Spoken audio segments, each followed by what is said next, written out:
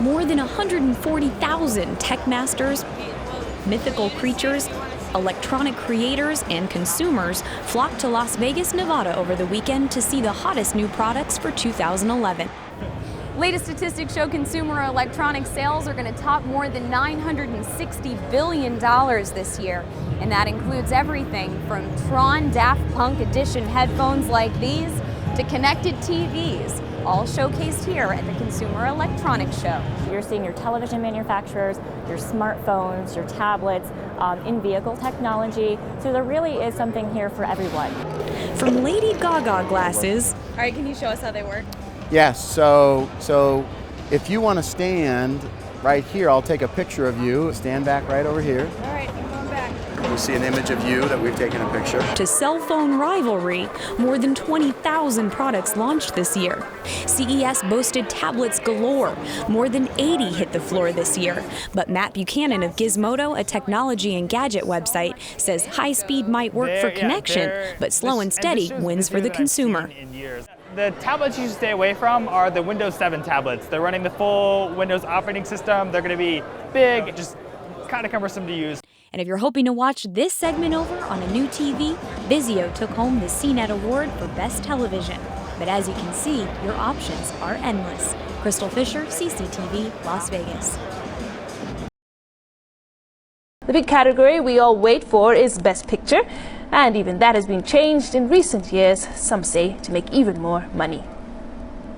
People want to go on the internet and check out their friends, so why not build a website that offers that friends, pictures, profiles, billion-dollar ideas and betrayal. Experience of college and putting it online. A stammering king.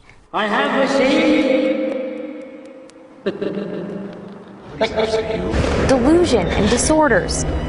Please believe me. It's the stuff movies are made of. And once a year, the Academy of Motion Picture Arts and Sciences recognizes an elite few of these films that have changed the cinematic world forever. The Oscars are the pinnacle of the Hollywood scene. I mean, for actors, directors, and cinematographers, and really anybody involved in movie making, it is the height of their profession. It's considered, the most prestigious award to win. But making your way to the top isn't easy. Traditionally, there were just 5 slots reserved for the Best Picture award. But for the last 2 years, there have been 10 nominees. We should call it the Batman rule, because the big thing that upset people was when Batman The Dark Knight came out a few years ago, it didn't get nominated for Best Picture, but it was one of the highest grossing movies ever. People thought it really deserved a nomination. And so what their answer to that was to open the field up to 10 pictures. If we increase the number of films that are nominated, people will go to see more films. It doesn't always work out that way, because sometimes people say to themselves, there's so many films, I can't possibly see them all. And let's not forget that behind all this Oscar buzz is actually some big biz.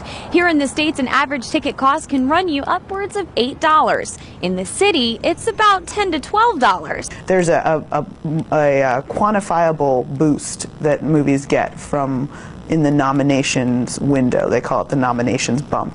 And it's something like 40% just in the few weeks between the nominations and the Oscars. And then even if they don't win, they can still get like a 20% bump. To err on the safe side, it seems the best thing to do is get nominated. And the Oscar goes to... But who's to say if the Academy won't surprise us? Roberto! We'll just have to wait for that special moment. The moment nominees become winners, the moment our fantasy world becomes reality. This stuff dreams are made of. Crystal Fisher, CCTV, New York. Delivery trucks, double parking, bike lanes and bus lanes, garbage trucks and gridlock are all in a day's drive for New Yorkers. There are about 1 million motor vehicles that cross the 20 bridges and tunnels that come into Manhattan every single day. There's a reason that the word gridlock was coined by a New York City traffic engineer. We have the worst gridlock in the United States. In a word, traffic in New York is busy. Robert Sinclair of the American Automobile Association, or AAA, explains that the city wasn't designed to handle the flow of traffic it sees on a daily basis. We have a lot of major pieces of infrastructure that are well past their service life. And in fact, many are rated, a third of the bridges in New York State are rated as what's called functionally obsolete, meaning they're handling more traffic than they were designed to. Just about 50% of New Yorkers own cars, and with 12 million residents in the greater metropolitan New York area, that number adds up pretty quick. Add in taxis, commuters, and deliveries, and you're left with scenes like this here at the Lincoln Tunnel. Department of Transportation says they're working on simplifying traffic signals to improve the traffic flow and travel speeds in certain areas of the city. In a statement prepared for CCTV, the New York Department of Transportation, or DOT, said, the New York DOT is also working with other agencies to make mass transit a more attractive option in New York City, and has recently launched a new select bus service corridor along 1st and 2nd Avenues in Manhattan, with the ultimate goal of reducing congestion. Transportation advisor Charles Komanoff says the more people that use mass transit, the better off we all are. I have a saying which is that drivers already use the public transit system. They may be in their car, they're not in the subway or the bus, but they're getting use out of the transit system because the fact that others are using it is what makes it possible for traffic to flow at all. Daily gridlock at the tunnel could signal it's time for change. Crystal Fisher, CCTV, New York. Bienvenue a New York. Welcome to New York.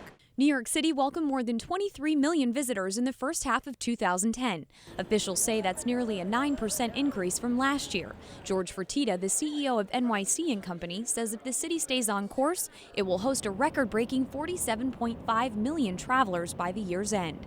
2010 is shaping up to be a great year for travel and tourism for the city. It'll beat our 2008 record, we think, by almost 500,000 visitors. But how's the Big Apple's tourism industry shining so brightly despite the rocky state of the economy? Because of the economic situation, a lot of people that might be taking trips to other parts of the world that are staying closer to home, many people look at New York as a great alternative to going to Paris or London or Rome, etc. Fertitta credits the majority of the nearly $30 billion industry to domestic travel, but foreign visitors play a major role as well. At airports, international arrivals rose 4.8%. Fertitta says a key factor is the city's global marketing campaign created under the leadership of Mayor Michael Bloomberg. We've opened up offices in 18 cities around the world, including Shanghai and China, and we're seeing great visitation. About 20% of the travelers are international. They come here for all that New York has to offer, including Broadway, which this year alone has sold more than 6 million tickets, a 3.7% increase since the same period last year. And since there are so many shows, restaurants, and museums to choose from, the city opened interactive information centers like this one to make it easier for visitors to get around. And you can save up to 30 items on your disc. Travelers leave with a complimentary CD or email itinerary that helps them navigate their trip. Some city favorites, the Statue of Liberty, Museum of Modern Art, and of course, Times Square. But visitors we spoke with came for more than you find on a map. What brings me to New York City is the modeling, the opportunities, the sights, and the people. I feel like this is the best place with the best opportunities. It's beautiful too. If you can make it here, city officials hope you find a reason to make it back. Crystal Fisher, CCTV, New York.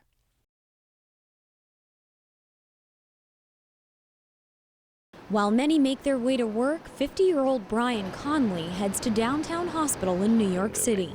Here, he is met with machines and tubes. This is all a part of his regular chemotherapy treatment for his rare bile duct cancer. It's a roller coaster effect where you feel good and then you feel sick. It beats up your system pretty bad, so you'll suffer fatigue, nausea, diarrhea, all sorts of stomach effects. I mean, you wind up on your back, you're totally exhausted. Brian is one of more than 11 million Americans living with cancer. Oncology nurse practitioner Marianne Davies at Yale New Haven Hospital's Smilo Cancer Center explains chemotherapy can cause patients to experience a host of side effects. Chemotherapy, the whole purpose is to kill, obviously, cancer cells, which are rapidly growing cells. And as a result, it does have some impact on normal tissues in the body. Here at Yale University in New Haven, Connecticut, researchers are combining Eastern and Western approaches at medicine to try and help cancer patients with their side effects. This is not a conventional approach. Dr. Young-Chi Chang, known here as Tommy Chang, Henry Bronson Professor of Pharmacology at Yale School of Medicine, took the non-conventional approach of basing a modern formula called PHY 906 on an 1800-year-old ancient Chinese remedy, Wang Qin Tong, a mixture of 4 herbs historically used to treat nausea, vomiting, and diarrhea, the most commonly associated side effects of chemotherapy. Given my background, I realized the Chinese medicine often have multiple claims. Claims he knew would have to be proven through clinical studies if they are to be accepted globally. Today's medicine is evidence-based. As is the case with any new medical treatment, the American Cancer Society highly recommends you first check with your doctor. Certain herbs can and vitamins can have a negative effect on the chemotherapy that people are getting. And so here, Dr. Chang's work is making sure that East and West meets together and that it's proven technique. Dr. Chang and his team first performed an animal study. He says to make sure the treatment wasn't compromised for patients, combining PHY 906 and a commonly used colon cancer treatment at the time. He says to their surprise, the formula exceeded their hopes and actually enhanced the chemotherapy drug against the tumor. So we are very encouraged with this result. Soon he will publish the results of the clinical studies, which he said are also promising. Back in New York, recovering from chemotherapy at the Cancer Society's Hope Lodge, Brian says that he looks forward to a day when a drug exists that wipes out all of chemotherapy's side effects. But for now, he focuses on the positive. You know, you can't control life. You just have to go through it a step at a time. Every day is precious. You know, you got to think, if I can make one more day, it's one more day. I get to see my wife, my children, spend time with my family. One more day with his wife, one more day with his kids, and one more day he says he gets a chance to live, thanks to chemotherapy, despite the side effects. Crystal Fisher, CCTV, New York.